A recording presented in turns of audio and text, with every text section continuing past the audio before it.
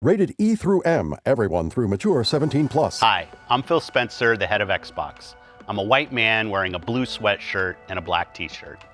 At Xbox, we believe that gaming can bring joy and community to billions of people, including the more than 400 million players with disabilities.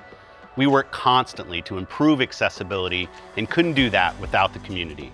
So this October, Xbox is celebrating the disability community in conjunction with National Disability Employment Awareness Month.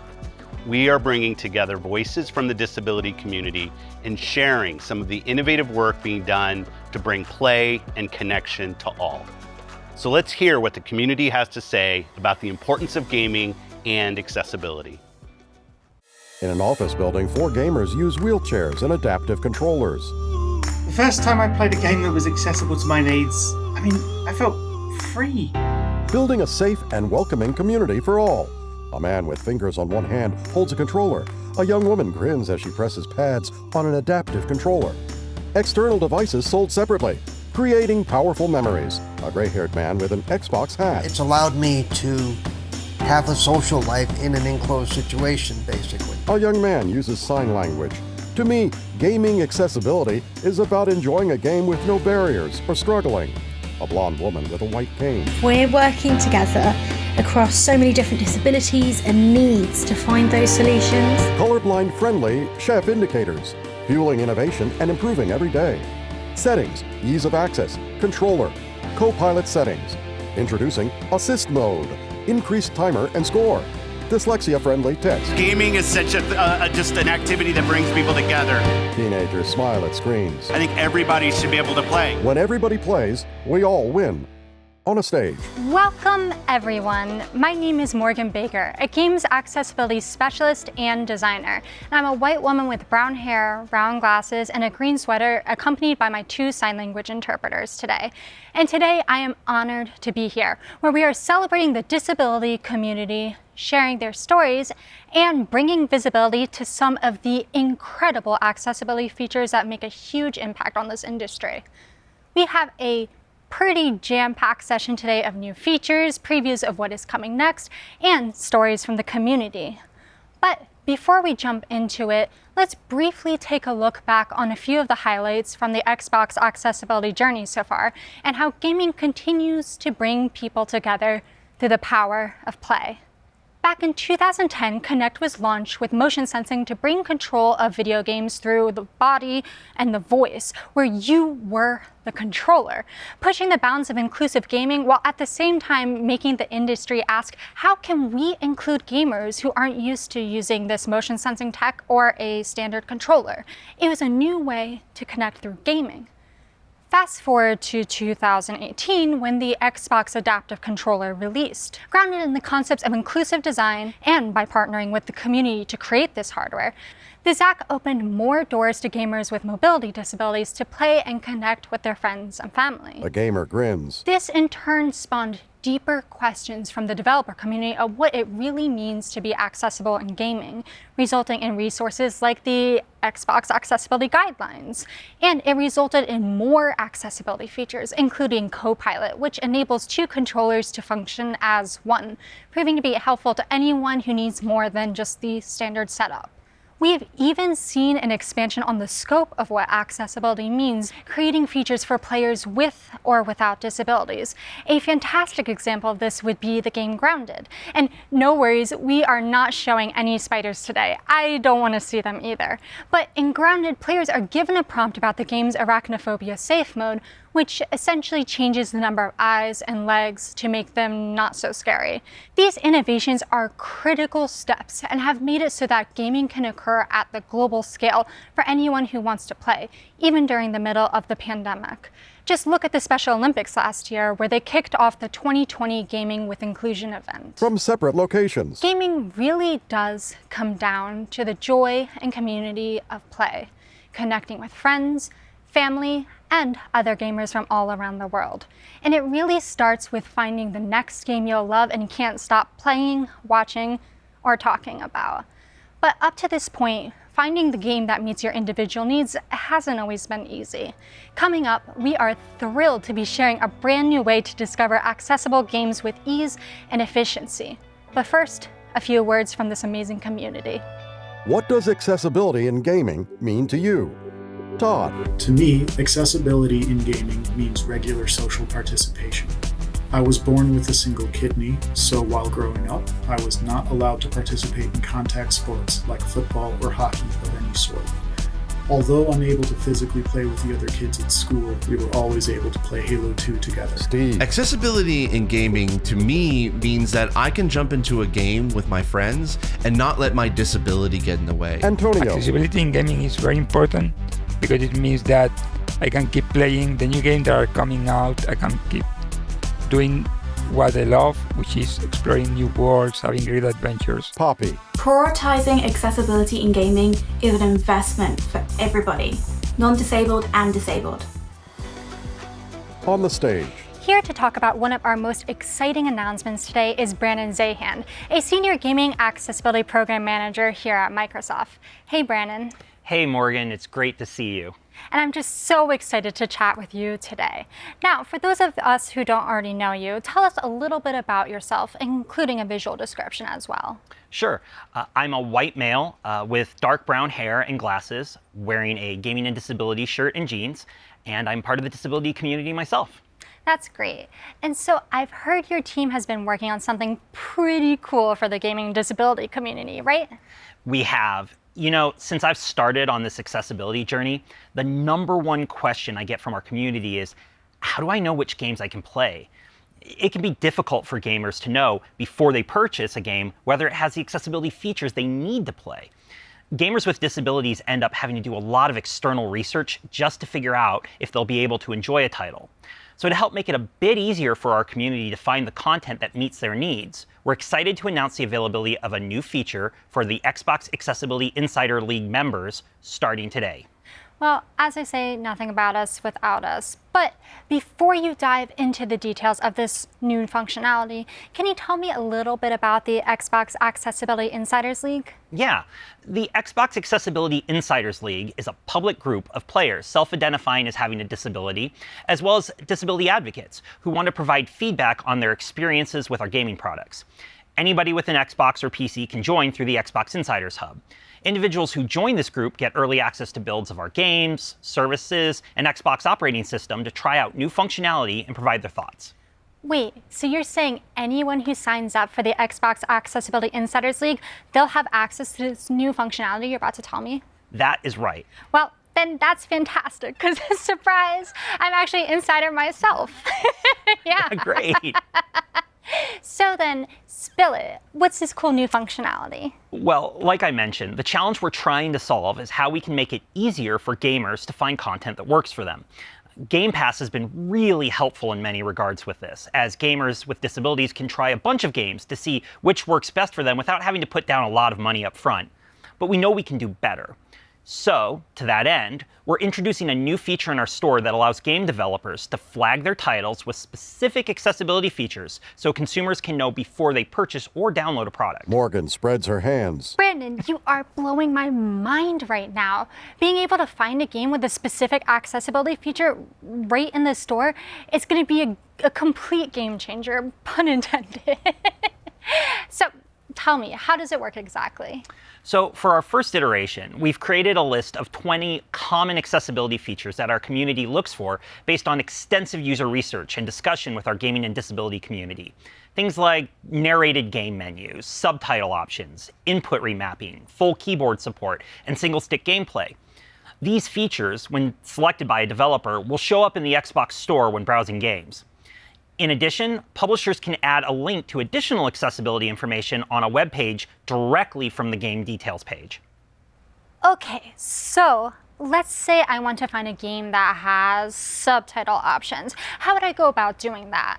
Well, we've created a brand new accessibility spotlight in the Xbox store where users can find products that have one or more of these features.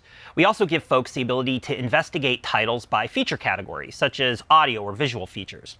And in coming months, users will be able to filter search results in the store by one or more of these features, along with other categories of information, to find the perfect title for them. Well, it sounds like you have been busy in all the best ways. So, what does a developer have to do to let users know about these features in their games? Right. Well, each accessibility feature has a set of criteria. That's to ensure that there's a consistent quality bar for each of these features. As an example, there are many games out there that have button remapping features, but for games to say they have the input remapping feature in our stores, there's criteria about not just allowing buttons to be swapped, but also allowing both the X and Y axis for certain input to be inverted, which is really important for many of our gamers. Right, that's cool. So, what's next then? How can I try this out? Well, this program has been built on an incredible amount of feedback from both our gaming and disability community, as well as developers on our platform. But there's nothing really quite like getting something into people's hands to try out. So this month, we'll be collecting additional feedback from our members of our Xbox Accessibility Insiders League. Once we feel like we're good to go, we'll release the capability to everyone who uses Xbox. But we don't plan to stop there. We know there are other accessibility features our community would like to see developers be able to indicate. We're going to continue investigating those. For example, a feature we're still investigating is one for closed captions. We couldn't get that in this go around because we still need additional community feedback to figure out the best criteria to use for that. However, in a future revision, we hope to add that as well as others, while ensuring we don't put in so many that it becomes confusing. Brannon nods his head. Finally, we're working to expose these features in more than just our store experiences. As an example, while this information is currently available on the Xbox Store, it will also begin to show up on Xbox.com and in the Xbox and Game Pass apps in the coming months. Wow, that is quite the roadmap, and I'm very excited for your team's journey as y'all continue to hash out this feature and, of course, involve the community's feedback. Brannon, thank you so much for taking the time to chat with me today about this exciting new tool. Any last thoughts you'd like to share with us? Yeah, just an ask to folks to go join the Xbox Accessibility Insiders League and try out this functionality. Oh, and also please fill out our surveys about the program in the Xbox Insider Hub to let us know what you think and how we can improve. That sounds super. And as an insider myself, I'm genuinely pretty pumped to give it a try later today. Thanks, Brannon, and take care. Thank you, Morgan. Oftentimes, when people think about gaming, their first thought is play. Now, Minecraft Education Edition has taken it to a whole new level by including gaming as part of the job interview process. Let's go ahead and check out how gaming is forging new paths to increase the number of people with disabilities in the workplace. Brannon and Morgan sit chatting and using sign language. Microsoft's Neurodiversity hiring program is reimagining the experience for all candidates. The program provides neurodiverse candidates opportunities to demonstrate their strengths in a non-traditional setting. Jordan Cowie. Interviewing can be difficult when you're neurodiverse. And for me, being on the autism spectrum, I'd really struggled with this insecurity when it came to jobs and applying to them.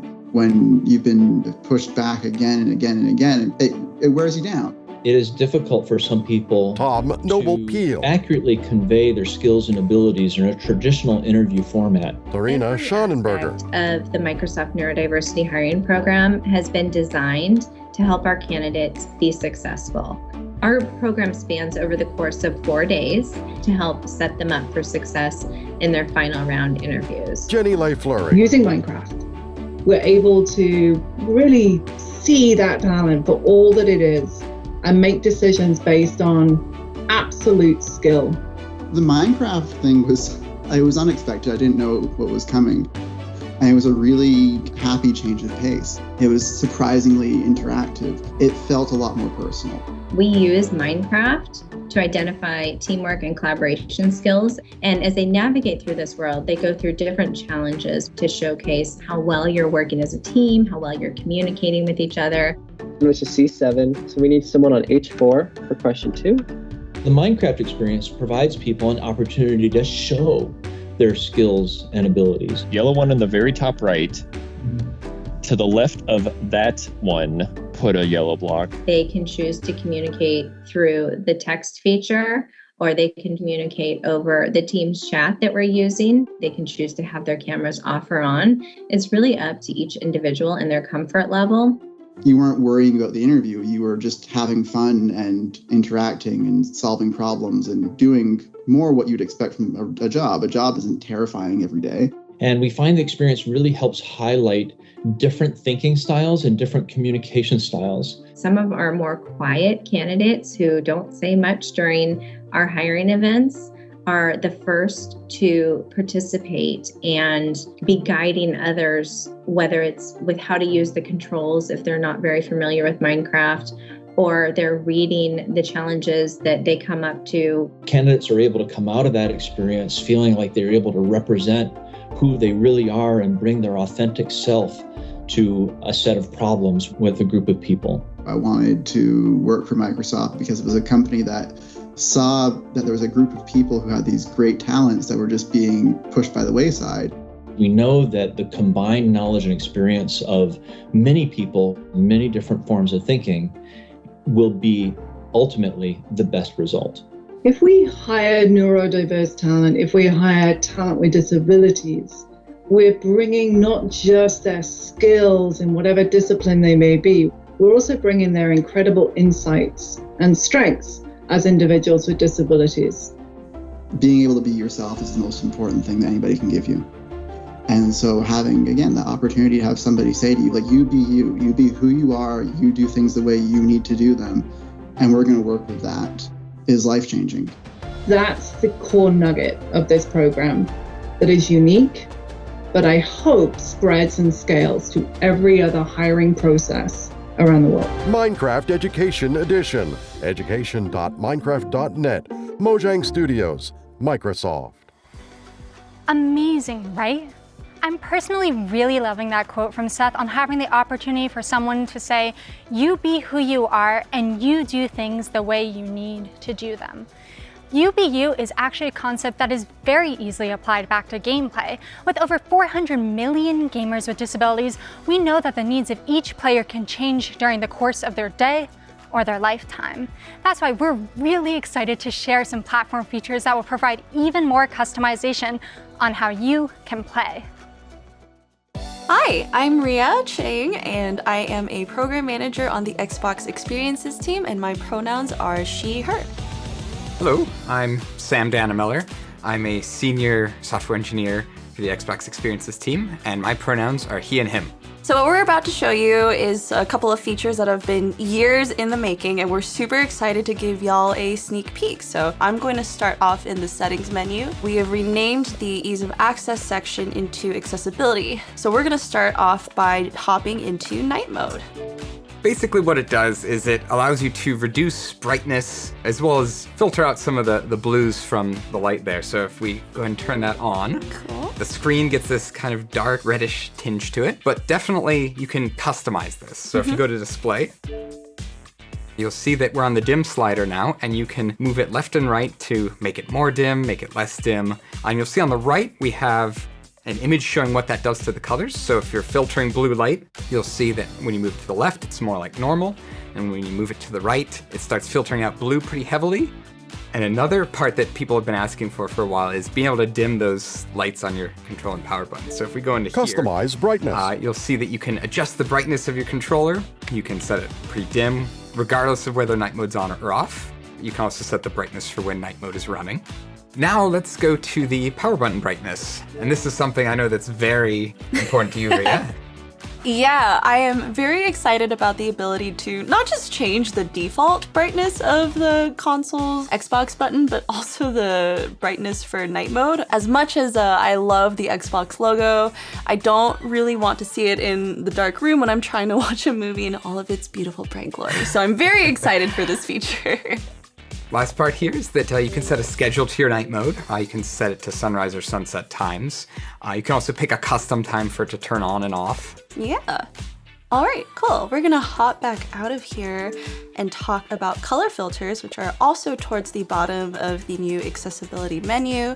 We have a couple of correction types for different kinds of color weakness, so deuteranopia, protanopia, and tritanopia, as well as a couple of sliders to allow users to really adjust those filters to their own preferences. And then the last thing we're gonna talk about is quick settings. All right, we're in the guide now, we're on the dash. And if you go to our feature quick settings with the view button on the controller, you'll see that everything we've talked about today is in this menu. You can quickly toggle them on and off. You'll see that you can do that to color filters, high contrast, as well as controller remapping. And you can fine-tune any of these with that little gear icon to change the various customizations.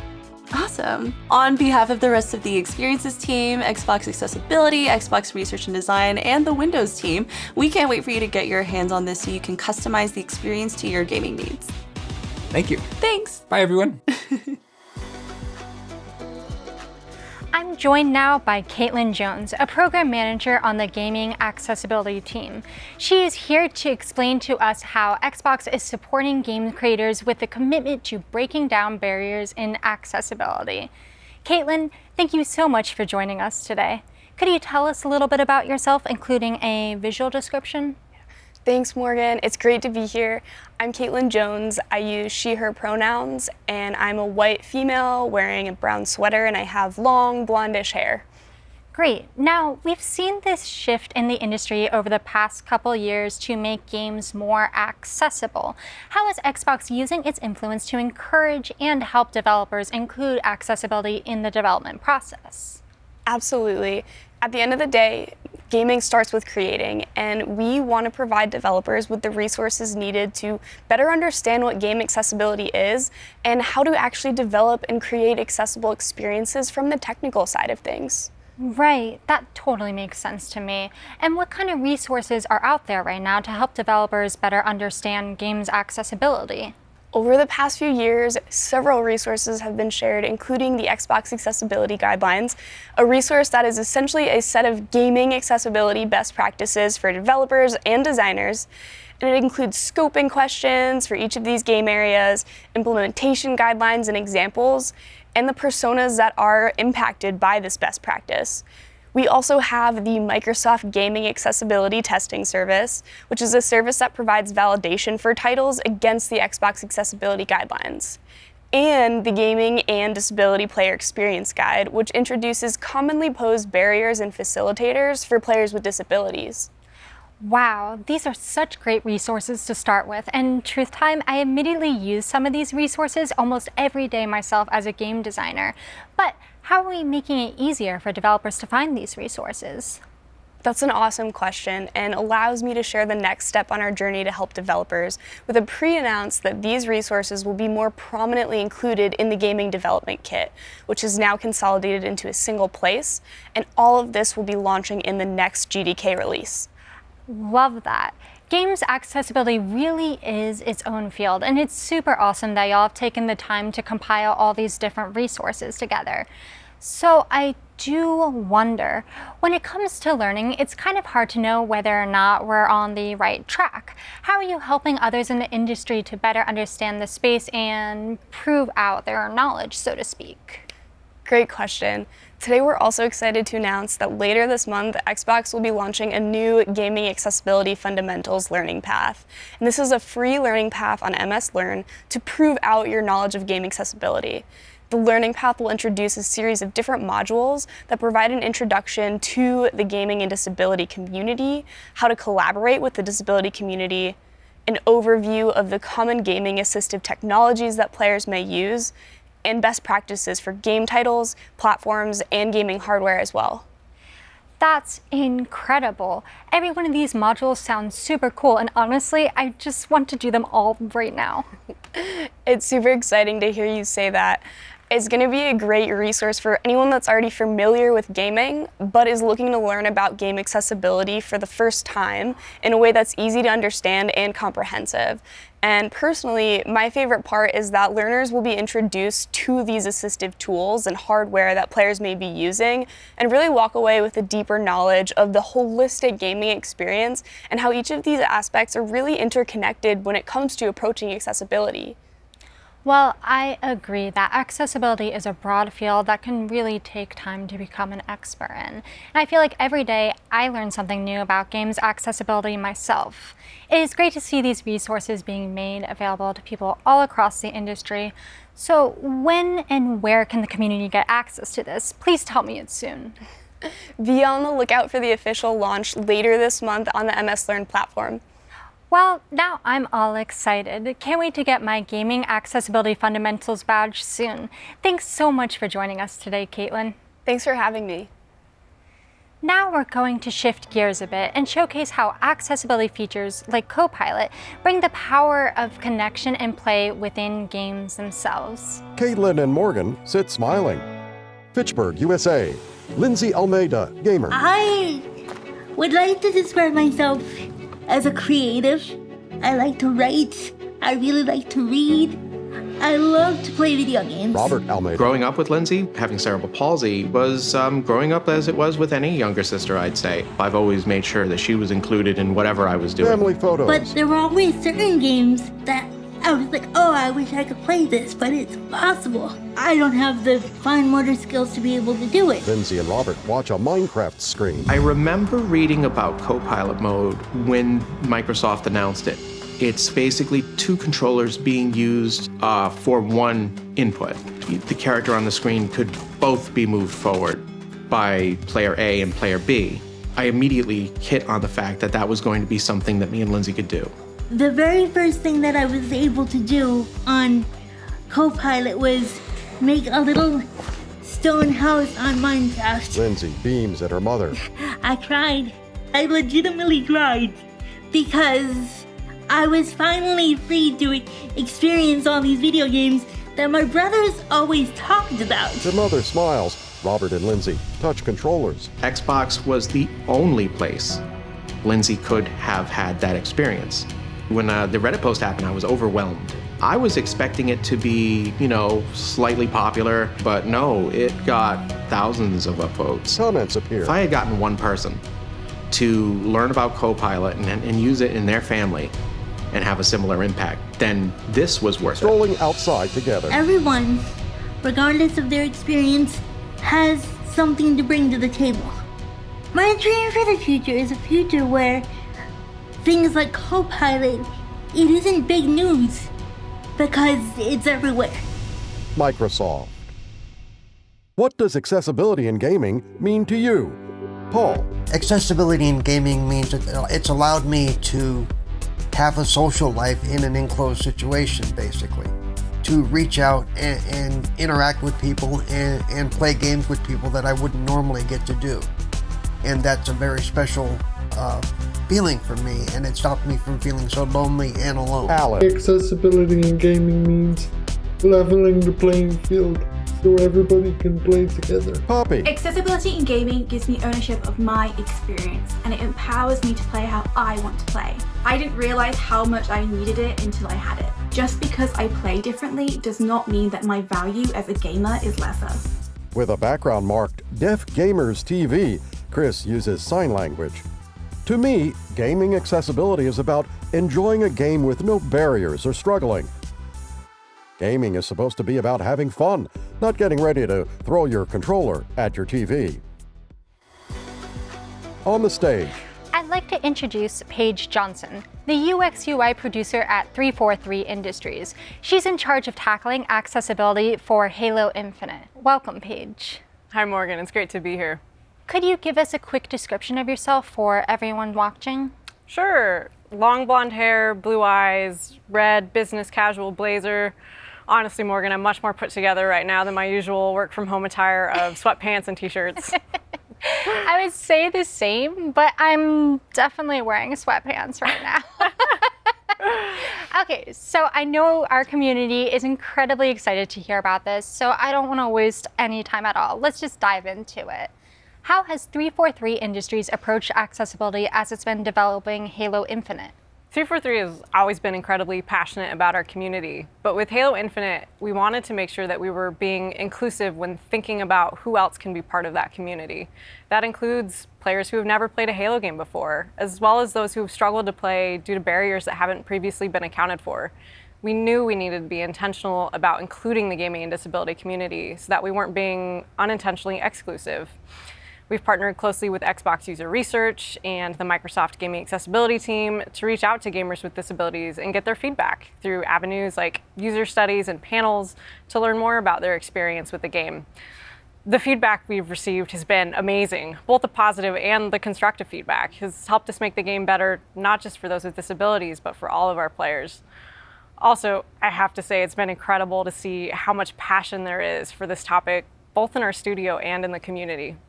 It sounds like y'all have been taking the right steps, and I'm very happy to know we've got some great inclusive gaming champions over at 343. So, what does this all mean for gamers with disabilities this December 8th when Halo Infinite launches?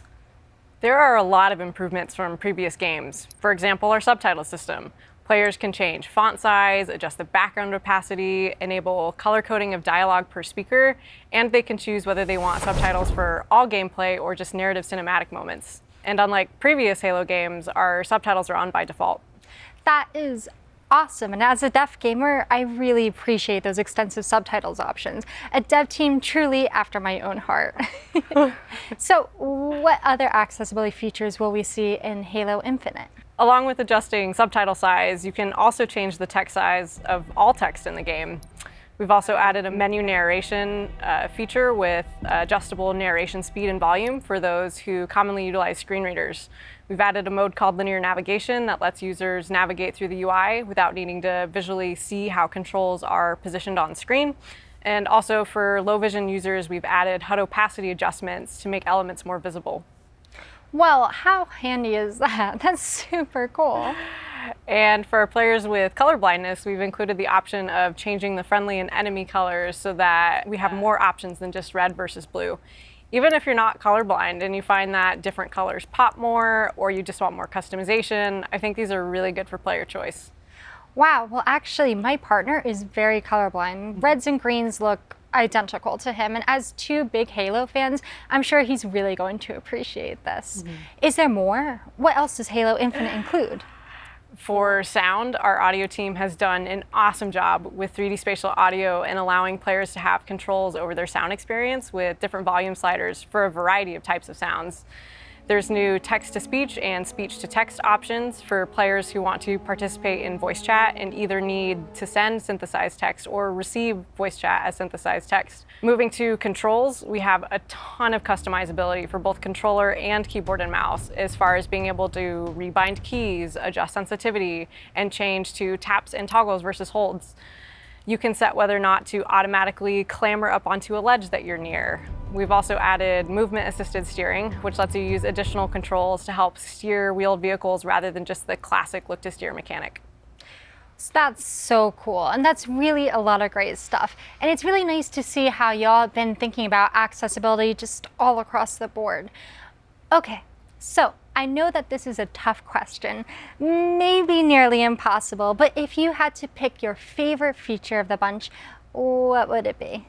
Whew, that's a tough question, but it gives me a chance to talk about another feature set that I think is really cool and I haven't touched on yet, and those are our new sensory settings. In working with the community, one of the things that was brought up is how cognitive disabilities and people on the neurodiversity spectrum are largely left out of recent advancements in accessibility. We really wanted to make sure that we included settings here as well for those players. We've got a set of options that allows players to adjust things like radial blur, screen shake, the amount of full screen effects, and more to help them configure their experience to make gameplay content less overwhelming or uncomfortable. Right, and cognitive accessibility is just as valid and important as any other type. And I'm so happy to see y'all have been baking accessibility in as much as you can. We're very excited, but we know we aren't done. This has been a journey and we expect it to continue to be one. There are additional features we already know we want to add post-launch. It's a long list and I know we're limited on time, but we'll work on communicating our roadmap out and being as transparent as possible. And we'll continue to reach out to the gaming and disability community for the foreseeable future to gather feedback, flight builds, and continue our journey to make Halo Infinite as accessible as we can. That is so exciting, and I can't wait to see what's coming next. Okay, so there's just one more question. I just need to sneak it in there because I heard that there's going to be some cool new ways to customize your Spartan. Can you share some of those details? The narrative in our stories has a deep tie to the military, and we want to be present and respectful of that. Specifically for this topic of accessibility, we wanted to make sure that we were able to engage with veterans and active duty service members who have had severe injuries while serving our country. We were fortunate enough to be able to work with our internal veterans group as well as the nonprofit Warfighter Engaged, and we've taken what we've learned from them and put together some new prosthetic options for individuals to customize their Spartan with. Prosthetic arms. And beyond just our veteran community, we want to be inclusive of all of those living with limb differences. We've worked with the nonprofit Limitless Solutions on Halo-themed prosthetics, including Infinite-specific ones. In-game and out-of-game, we think this is a really important space to engage with.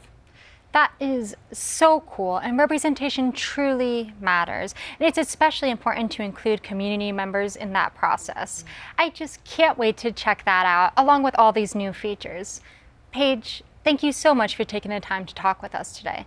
Do you have any final thoughts? Just a huge thank you to the gaming and disability community members who've been on this journey with us and continue to help us make Halo Infinite even more inclusive. And I'm incredibly grateful for the work and passion of everyone at 343 for making this a reality. Incredible. Thanks again, Paige. Thank you for having me. Now, let's dive into another exciting accessibility journey with the Sea of Thieves team. Beside a skeleton sculpture, James Thomas, lead engineer, Rare. Like many of our players sailing the Sea of Thieves, we ourselves have been on a journey, but ours have been one of accessibility over the last 3 or 4 years. We've got a commitment to try and introduce as many accessibility options as possible. Since launch, over half of our updates, our builds released to the players, have included either accessibility options or improvements on existing accessibility options. And even in the last 12 months, we've released nearly 30 new or improved accessibility features, like minimum text size so that everyone can read what's going on in the UI and in-game, and narrating emotes so that those with visual impairments can understand what's going on in the world. If their player is hiding in a barrel, then they too can live in the japes as well. It's like going, oh, he's pretending to be a banana. It's fine. We've introduced aspects like single stick. Single stick came about after conversations with Special Effects and Microsoft Research, and as an extension to our want to reduce held input. So those with motor skill disabilities might find it hard to hold down buttons for long periods of time. So we've reduced what it takes to pick up chests, to load cannons. We put in the auto float, which happens to, and I always get this word wrong, thalassophobia, the fear of being submerged in water, and even auto run. So you can keep on running till you hit a wall or a shark eats you. One of the two, no other way out of this. And it just shows that with accessibility, there's no real limit to what you can do. It's about creating a suite of options where players can tailor the Sea of Thieves experience for themselves. As we start to wrap up, let me introduce Anita Mortaloni, Director of Accessibility at Xbox. Anita, thank you for joining us. Thank you, Morgan. It's so great to be here. Could you give us a quick description of yourself for everyone watching? Absolutely. I'm a white woman using pronouns she, her. I have dark blonde hair, wearing a long sleeve rose-colored shirt and jeans. So, before asking what's next, I just have to take a moment to share my genuine excitement about everything talked about today. Accessibility is just an ever-growing field where its boundaries are continually expanded over and over again by change makers all across levels and platforms. And learning more about the accessibility metadata tags all the way to the fundamentals course, it makes me reflect on how far we've come and how much further I know we're going to go. I couldn't agree more. It's moments like this where I really appreciate the innovative work that is happening. What sticks with me, though, are the stories we heard from the community, showcasing the endless possibilities of gaming and even the ability to unlock future careers. Absolutely. And as we say time and time again, nothing about us without us. And as a community member, I'm really glad to see that mantra reflected in the industry's accessibility journey. So then, the ultimate question, what is next? When can players and creators get access to these features? That is the ultimate question.